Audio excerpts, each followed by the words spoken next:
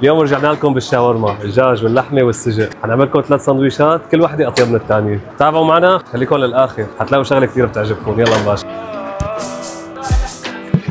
بعدك مش هيموتني، لا بالعكس ده انت حيتني، وكل حاجة فيكي ربطتني خلاص قطعتها، ده انت بجد جرحك ليا، علمني معلمش عليا، دلوقتي واقف على رجلي.